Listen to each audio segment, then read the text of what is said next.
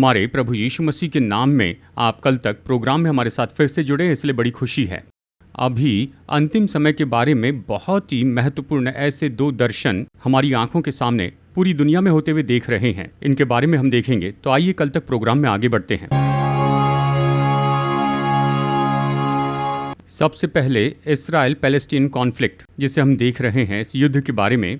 शुरू में तो ये युद्ध लगभग रुक गया है और इसमें शांति हो चुकी है ऐसे दिखा। कल तक इस प्रोग्राम की रिकॉर्डिंग हमने अभी शुक्रवार के दिन की। शांति की सहमति स्विट्जरलैंड में हो गई ये बताया गया, पर इस तरह से नहीं हुआ, ये केवल शब्दों में ही बना रह गया। क्या इस तरह से कोई सहमति हुई? इस तरह से भी कहा गया। अमेरिका के राष्ट्रपति ट्रंप ने ये तो शुरू कर दिया, इस तरह से बताया गया स्ट्रेट ऑफ हॉर्मुज खुल गया है, इस तरह से कह रहे हैं। इसी के साथ ही ईरान के एक बहुत ऊंचे अधिकारी ने सुंदर स्टेटमेंट दिया है। उन्होंने कहा ये एग्रीमेंट तो ट्रंप ने ही बनाया है, हमें इसमें कुछ नहीं कहना है, हम इसके बारे में कुछ नहीं कहेंगे, ऐसे कहा। इसमें अर्थ जोड़ने के लिए ट्रंप सब कुछ बोल रहे हैं। इसका ये अर्थ है ये एग्रीमेंट का अर्थ तो केवल उन्हीं के लिए है, इसलिए वो ला रहे हैं, इस तरह से उन्होंने कहा। अब इसमें उन्होंने एक और बात जोड़ी, हमारे पास दूसरी योजना है, अगर किसी तरह से इसका उल्लंघन किया तो हम किसी और तरह के काम करेंगे, यानी ये एग्रीमेंट किसी तरह से प्रभावी नहीं रहेगा, कहा। ये शुक्रवार को होना था लेकिन नहीं हुआ और इसलिए स्ट्रेट ऑफ हॉर्मुज बंद है। अब ये युद्ध को तो अगले स्तर पर ले जाएगा। इसके लिए मुख्य कारण क्या है ये पूछे तो वो कहते हैं इस्राएल ने लेबनान पर हमला किया है, इस तरह कहते हैं। केवल इतना ही नहीं, इसमें और भी बहुत सी दूसरी बातें हैं जो बताई जाती हैं और इसलिए ये युद्ध पूरी तरह से खत्म नहीं हुआ। यही मैं कल तक प्रोग्राम में हमेशा बताते आया हूँ। ये तो शुरू हुआ था 7 अक्टूबर 2023 में अल अक्सा साइट से शुरू हुआ। वो कह रहे हैं हमें ये पहाड़ चाहिए, उस पहाड़ के बारे में सहमति नहीं होती है तब तक ये युद्ध खत्म नहीं होगा।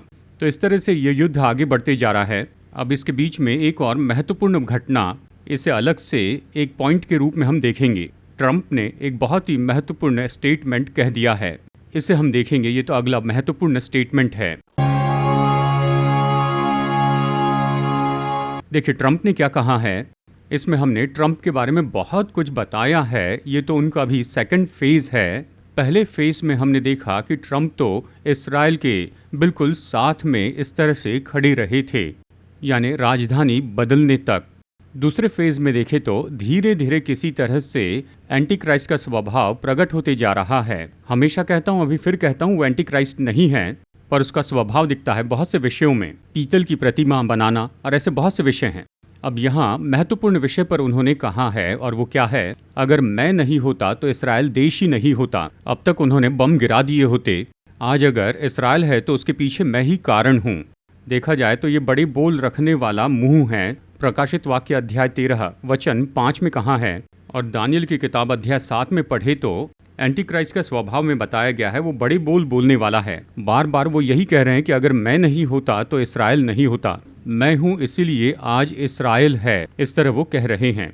यही तो एंटी क्राइस्ट के बारे में बड़ी मुख्य बात है।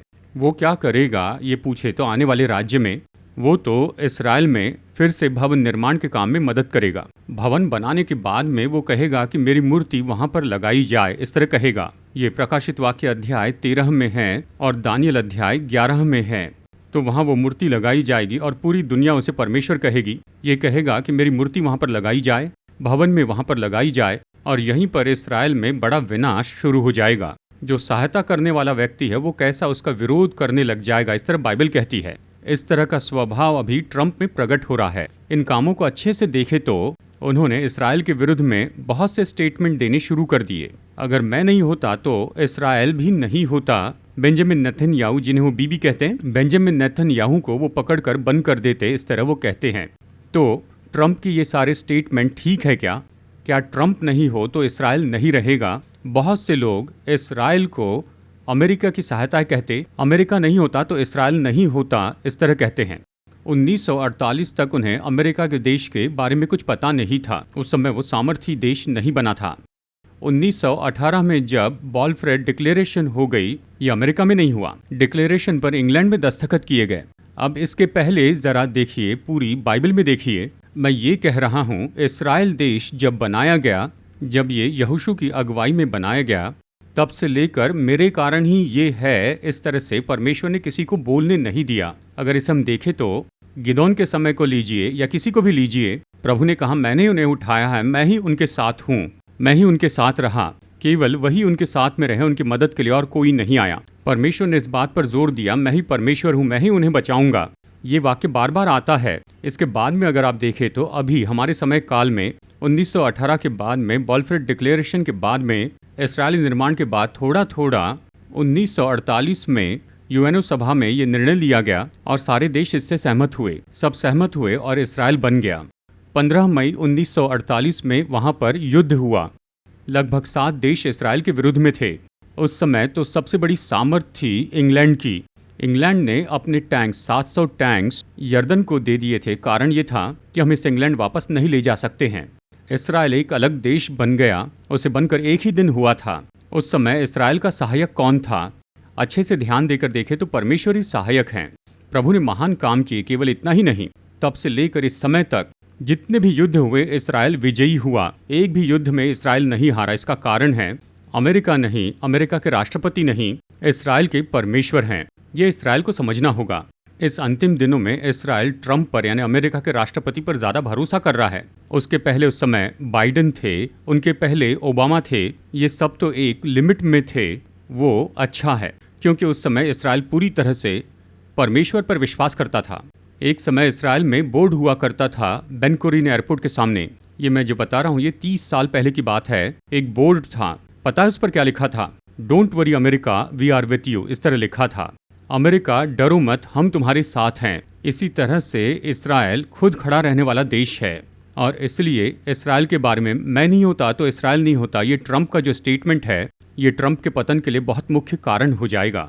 तो इस्राएल की सहायता के लिए देखिए मैं ये सब क्यों कह रहा हूँ, इसमें यानी दूसरे शब्दों में या कहिए दूसरी बात के रूप में इस्राएल के प्रधानमंत्री बेंजामिन नेतन्याहू ने कहा ये तो हमारा देश है, हम इसे चलाना जानते हैं, हमें क्या करना चाहिए हमें पता है। हमारे देश को बचाने के लिए हमें क्या करना है, किस पर हमला करना है, किस पर नहीं करना, ये आप हमें मत बताइए। ट्रंप का नाम लिए बिना ही उन्होंने ये कह दिया और इसे इस्राएल के पार्लियामेंट ने स्वीकार किया। इस्राएल के अपोजिशन लीडर ने कहा देखिए ट्रंप इस तरह से बात कर रहे हैं। इस तरह कहने पर भी बेंजामिन नेतन्याहू ने कुछ नहीं कहा। हमें देखकर ही वो इस तरह से कह रहे हैं। हम में से किसी ने अमेरिका के विरुद्ध में कुछ नहीं कहा है। अमेरिका को ऐसे बोलने के लिए आपने ही मार्ग बनाया है। इस तरह से वो कह रहे हैं। वचन कहता है इस्राएल सुन, यहोवा हमारा परमेश्वर है, यहोवा एक ही है। ये वचन आज तक इस्राएल के लिए उपयोगी है। लेकिन अब इस्राएल खुद अकेला खड़ा रहेगा। लेबनान पर हमला बंद नहीं किया। अब क्या हुआ, उस एग्रीमेंट पर दस्तखत नहीं हुए।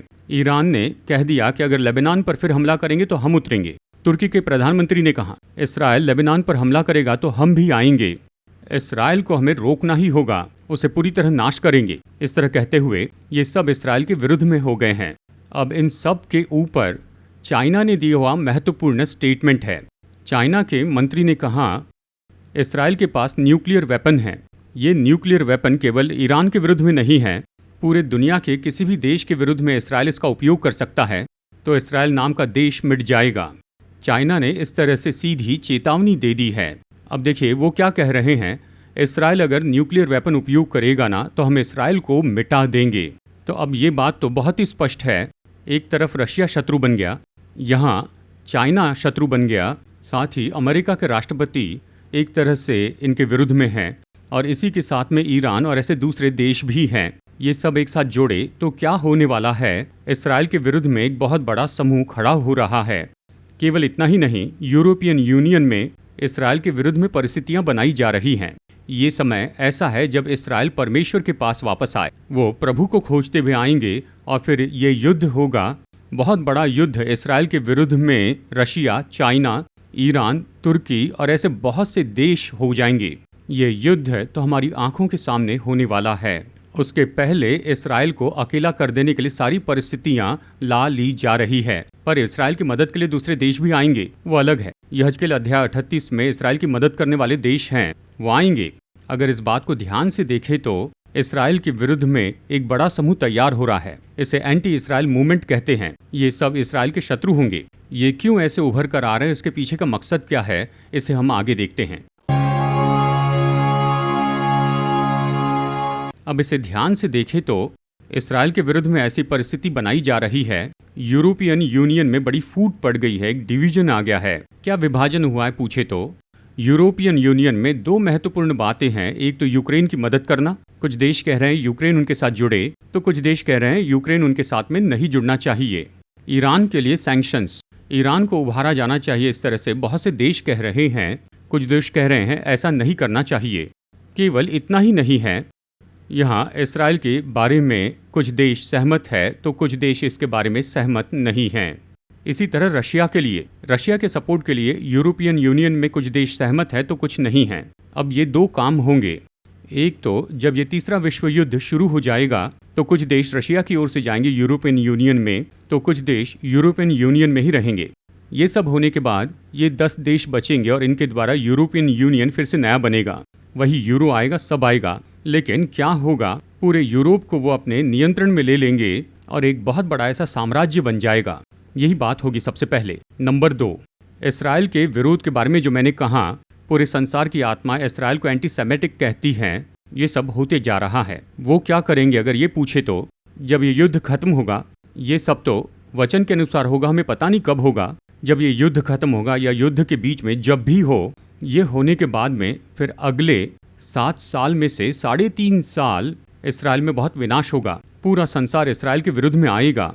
संसार के दूसरे राजा एंटी क्राइस्ट के साथ में जुड़ेंगे और पूर्व से इसराइल के विरुद्ध में बड़ी सेना खड़ी होगी। अब पूरे संसार में इस तरह की परिस्थिति बनाने का काम शुरू हो चुका। अगर आप इसे ध्यान से देखें तो वर्ल्ड वाइड सारी बातों के लिए इसराइल कारण है। इन सब के पीछे इसराइली कारण है। इस तरह से स्टेटमेंट बनाए जा रहे हैं, चाहे मीडिया हो या फिर संसार के राष्ट्रपति हो या फिर बड़े बड़े प्रधानमंत्री क्यों न हो, वो सब लोग इसराइल को कोने में लगा रहे हैं। ये सब कुछ क्यों बनाया जा रहा है? अगर आप ये पूछे तो इसराइल के विरुद्ध में ऐसी बहुत ही बुरी परिस्थिति लेकर आनी है और उसके बाद ही एंटी क्राइस्ट आएगा। शुरू में जो पॉइंट कहा और उसे इसके साथ जोड़े तो क्यों इसराइल के विरुद्ध में पूरे संसार में इस तरह प्रोपेगेंडा कर रहे हैं? कुछ भी हो, इसराइल ने अमेरिका पर भरोसा रखा, इसी तरह से बहुत से देश ऐसे ही करेंगे। अंत में उसे अकेला खड़े रहना होगा और तभी तो यीशु मसीह का वो महिमा में आगमन होगा और तभी तो जैतून के पहाड़ पर उस जगह तैयार करने का काम होगा। हर्मगदौन युद्ध होगा। उसके पहले इस तरह की परिस्थिति निर्माण करनी होगी, इसकी बहुत ज़रूरत होती है। ये कब होगा, किस समय होगा, ये हमें पता नहीं है, लेकिन इसके सारे बादल और सारे चिन्ह हमें दिखाई देने शुरू हो गए। जब ये बातें होने लगे तो लूका 21:28 कहता है, जब ये बातें होने लगे तब मसीह की कलीसिया उठाई जाएगी। ये भेद यहाँ पर हम पर प्रकट किया गया है। ये सब उस समय होगा। ये सब कुछ हमारी आंखों के सामने बहुत स्पष्ट रूप में, चाहे प्रकाशित वाक्य की बात हो, मत्ती का सुसमाचार हो, लूका अध्याय 21 की बात हो, परमेश्वर ने बताए सारे चिन्ह आंखों के सामने हो रहे हैं। अब इसके लिए हम क्या कर सकते हैं? हम इसे नहीं बदल सकते हैं, ये तो होना ही है, ये सब चिन्ह हैं।